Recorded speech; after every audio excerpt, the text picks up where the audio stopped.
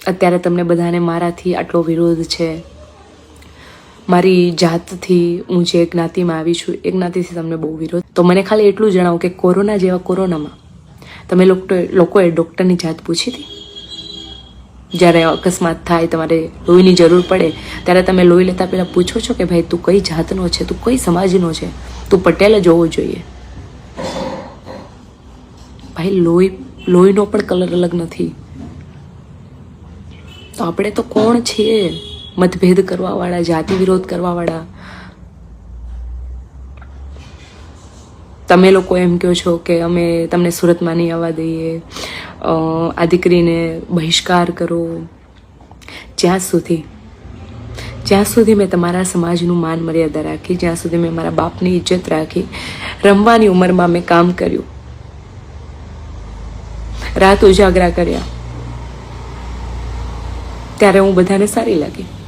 અને આજે જ્યારે હું મોટી થઈ છું, મેં મારા માટે કંઈક વિચાર્યું છે, તો હું લોકોને ડાકણ લાગુ છું. આવો તો કેવો સમાજ છે તમારો? આવા તો કેવા તમારા બધાના વિચારો છે? હું મંગળસૂત્ર પહેરું છું તો વાંધો છે તમને? જ્યાં બાળ લગ્ન થાય છે, અને આજે હાલમાં પણ ઘણી જગ્યાએ બાળ લગ્ન છે, ત્યાં વિરોધ કરો ને. હું ચર્ચા કરવાનો વિષય નથી. હું જે જ્ઞાતિમાંથી આવું છું એ નીચી નથી ને હું જે જ્ઞાતિમાં આવી છું એ પણ નીચી નથી. કદાચ કોઈ પણ જ્ઞાતિ નીચી નથી હોતી. માણસ હોય છે.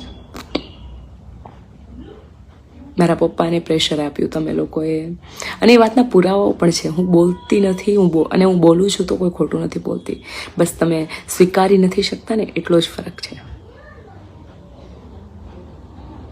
હું આજે કદાચ કોઈ પણ પ્રેશરમાં આવીને આપઘાત કરી લઉં કે ભાઈ આ સમાજનું મારાથી સહન નથી થતું, તો શું લોકો જવાબદારી લેશે? સમાજ પૂરી પાડશે એ બધા જવાબ આખી દુનિયાને સમાજ પૂરા પાડશે? મારા બાપને પૂરા પાડશે?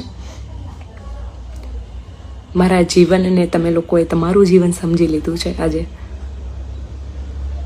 કે હું હસવી પણ ના જોઈએ, હું બોલવી પણ ના જોઈએ. તમે કહો ત્યાં મારે પરણવું જોઈએ, ને તમે ન કહો ત્યાં મારે ન પણ પરણવું જોઈએ. આના કરતાં તો ભગવાન કોઈને દીકરી જ ન બનાવે, અને આવા સમાજમાં તો ન જ આપે કે જ્યાં દીકરીને જીવન જીવવાનો પણ આજે કોઈ અધિકાર નથી રહેવા દીધો.